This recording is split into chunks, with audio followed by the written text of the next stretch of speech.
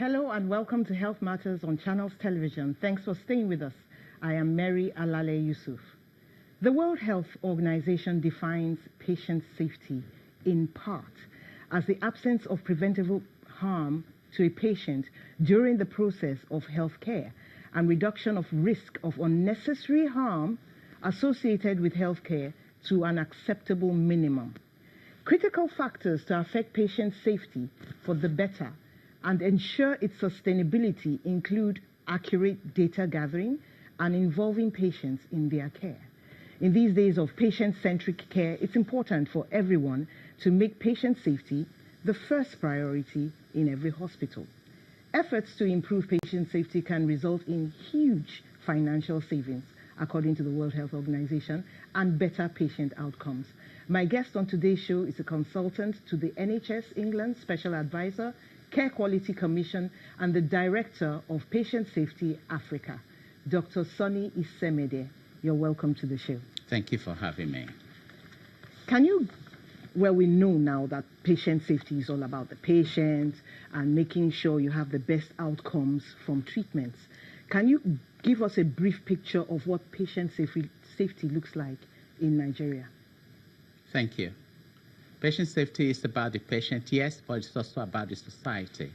Because when we reduce harm to the patient becomes more productive and the society is better off. So an investment in patient safety is investment in the nation and improvement in the economy. Globally, the burden of patient harm is huge. There's 1 in 10 chance of sustaining a patient safety event for a patient safety incident for inpatients. And out of these, about 1% will have severe harm or death. Okay? And 6% have moderate harm and 24% have low harm. It's only about 69% of these that come out with nothing. But the best part of it is that 50% of these cases are wholly preventable. And that's why my organization exists, to make sure that we can deal with these issues of preventable harm.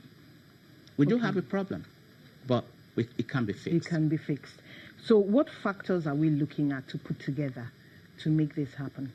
Thank you. Well, first, we need to have the stakeholders agree that although a lot has been done, a lot needs to be done. We give the statistics. I've just rolled out the statistics for you. Say 1 in 1,000, 1 in a million, 1 million surgical deaths. What does that really mean? So when I first started looking at these pictures, this Greek language is intellectual. It's very interesting for us to sit down and look at these statistics. But you must go behind these statistics to know that 1 in a million, and you're feeling good about it, then check out my friend who's lost his wife. He's lost 100% of the wife. There is no mother in that home. My friend in Asaba. Yes. So she becomes more than a statistic. It's more than a statistic. So check out the family of many of these people we have seen. And I have come to go beyond these statistics to know them by name. And I relate with them. And because of that, my passion, is more every day. Because each time I speak to my friend Ngozi, each time I hear of the stories of Christopher Michael Ozemoga's parents, about oxygen. Each time I see the faces of Chiamaka or Gloria, I say something has to be done. Okay, you've likened the Nigerian National Health System to a football team. Every player in this football team is skilled, but they're not scoring any goals. What are you trying to pass across? That's an interesting one. Is that the article I put out yes, I read a few months ago? Thank you for that article. I'll just give you the background to that article. That was during the strike, and these strikes actually caused damage to people's lives. Okay. Anytime there's a declaration of strike by Johesu or NMA or any health workers, it is a death sentence to many people. Just yesterday, we're looking at statistics from Cross River State, how sensitive these are. Anytime there's a strike, you just have like 100, deaths. Women, that's women and children going. So what I was talking about is this. We have a club of workers, of doctors, brilliant, excellent doctors, nurses, midwives. We have so many, but we're not scoring we didn't score the Millennium Development Goals because we don't have a team.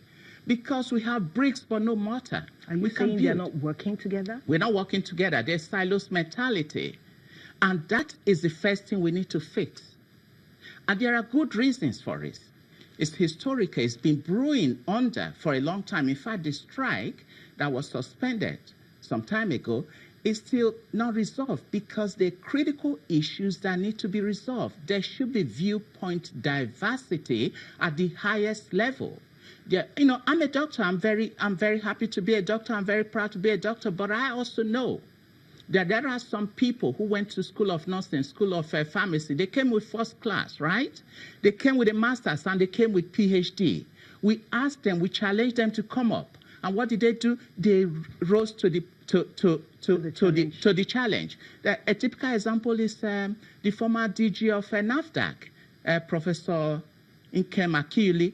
Okay, what stops these people from taking up positions at the board? It is that grievance that is at the heart of this. And this affects patient safety? It is affecting patient safety. Communication is very poor. And half of my job is to try and fix these problems anywhere I go. How can you talk about maternal mortality without including midwives? You know, I mean, these are sophisticated people. These are best of the best. But you cannot deliver the good if you do not relate with your staff. You cannot work